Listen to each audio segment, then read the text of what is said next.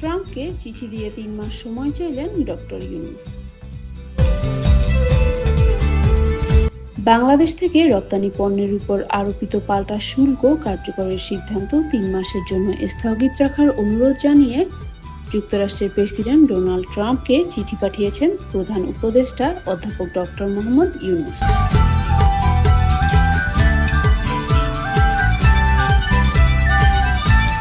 সোমবার ৭ এপ্রিল প্রধান উপদেষ্টার প্রেস উইং থেকে এ তথ্য জানানো হয়।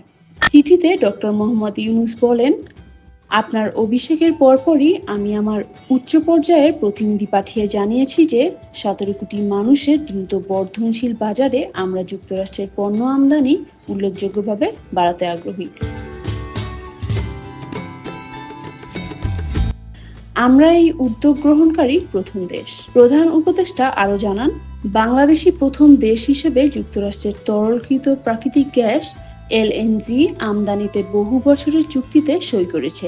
ট্রাম্প প্রশাসন এলএনজি রপ্তানি নিষেধাজ্ঞা প্রত্যাহারের পর থেকেই বাংলাদেশ এলএনজি ভিত্তিক সহযোগিতা সম্প্রসারণে কাজ করছে।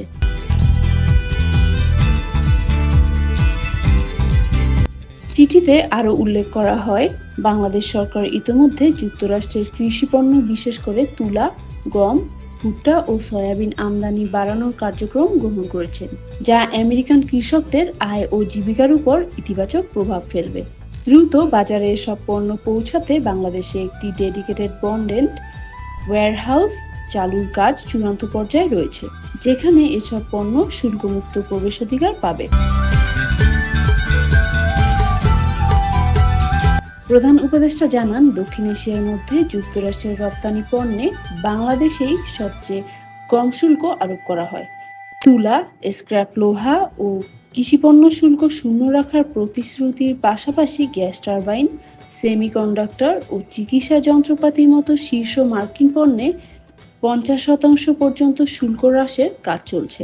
তাছাড়া যুক্তরাষ্ট্রের পণ্য রপ্তানির বিদ্যমান অশুল্ক বাধা দূর করাও পদক্ষেপ গ্রহণ করেছে বাংলাদেশ।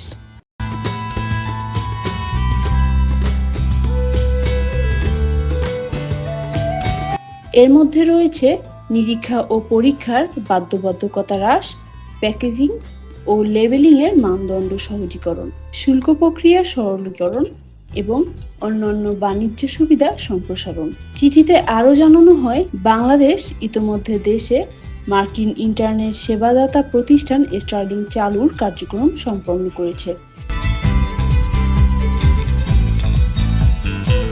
এর ফলে নাগরিক প্রযুক্তি, বেসামরিক বিমান পরিবহন ও প্রতিরক্ষা খাতসহ বিভিন্ন উচ্চ প্রযুক্তি ক্ষেত্রে যুক্তরাষ্ট্রের বিনিয়োগের নতুন দ্বার উন্মোচন হবে।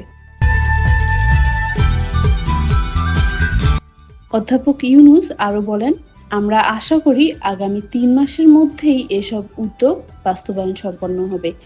এই সময়ের মধ্যে আমরা যুক্তরাষ্ট্রের কর্মকর্তাদের সঙ্গে পরামর্শক্রমে বাণিজ্য সম্প্রসারণ ও ভারসাম্য তৈরির কার্যক্রম শেষ করব।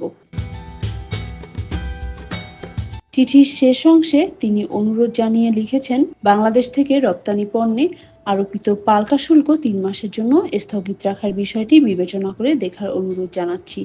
আমি আন্তরিকভাবে আশা করি আপনি আমাদের এই অনুরোধ গ্রহণ করবেন।